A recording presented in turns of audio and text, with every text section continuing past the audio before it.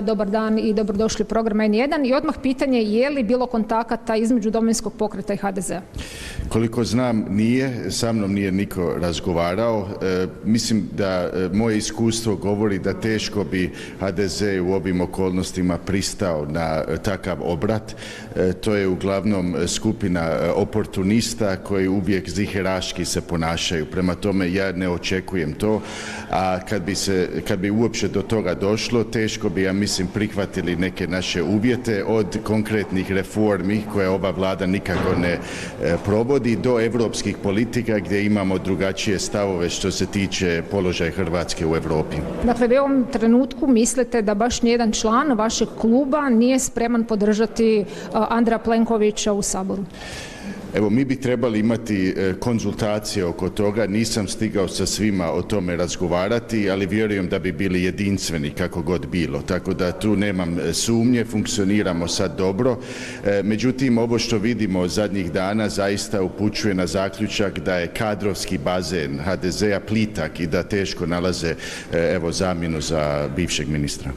Biste li ipak pod nekim uvjetima pristali dati podršku Andreju Plenkoviću? Vi kažete imate uvjete da se vaše politike jako razlikuju da bi HDZ na to pristao. Međutim, vidimo da je situacija vrlo neizvjesna, da HDZ ne želi na izbore, dakle možda bi i pristao na neke vaše uvjete. Dakle, da li možete potvrditi da postoji nekakva varijanta, mogućnost suradnje Domovinskog pokreta i HDZ-a? Gledajte, HDZ ima jako puno razloga zašto izbjeći nove izbore, to je jasno. Međutim, u politici, kažem, to je prostor gdje je umijeće mogućega. Dakle, ja sam i što se tiče toga realan, zalažem se za razboritu politiku.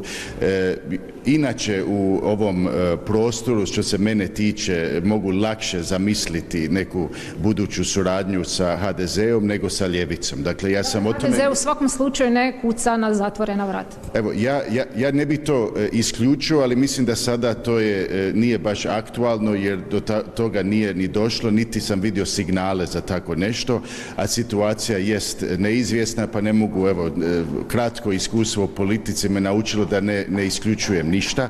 Međutim, problem ostaje da Hrvatskom upravljaju zapravo politički uhljebi, a ne ljudi dostojni svojih dužnosti i koji imaju jasnu viziju kako pokrenuti ovu zemlju.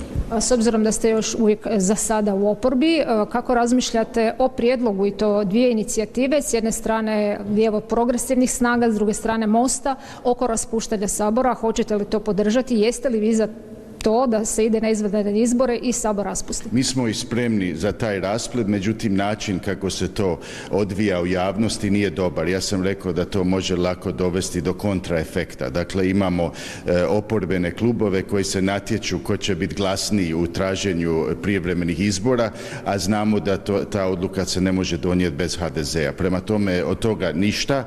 To vidim kao još jedan pokušaj da se stekne koji politički bod, ali realno mislim da su manje šanse kada oporba na taj način traži izbore nego da više recimo je suzdržana. Dobro, u svakom slučaju očito da u ovom trenutku nedostaje jedinstvo oporbe.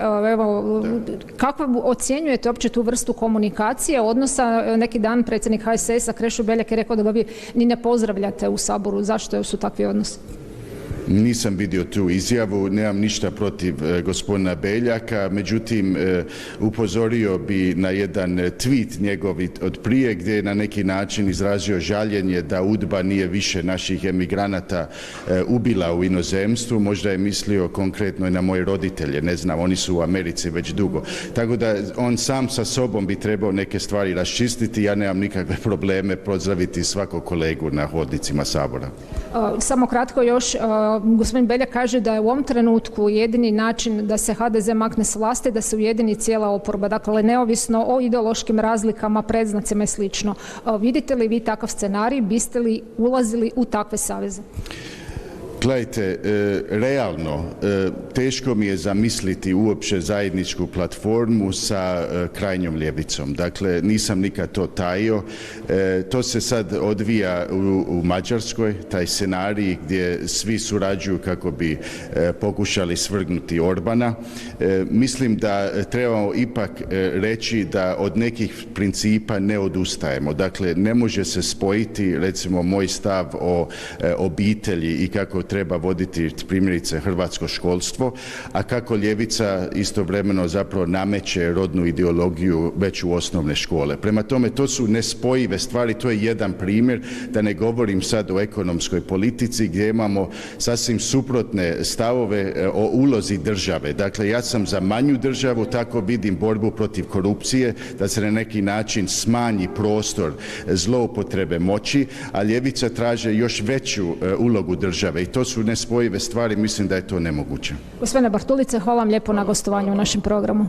Marko, evo, čuli smo predsjednika kluba Domovinskog pokreta, ne isključuje baš mogućnost da u nekom trenutku dođe i do te suradnje sa HDZ-om, to mu je puno prirodnija suradnja nego recimo cijela oporba, što je također jedan od stavova oporbe, dakle da se ide sada jednom širokom koalicijom protiv HDZ-a. U svakom slučaju, zanimljiv dan u Saboru nam prethodi, vidjet ćemo u ostalom i čuti, nadam se, i stav HDZ-a s obzirom na ove sve probleme koji trenutno postoje, kao i spekulacijama da se zapravo u ovom trenutku čak i netko od saborskih zastupnika možda nađe kao kandidat za ministra graditeljstva.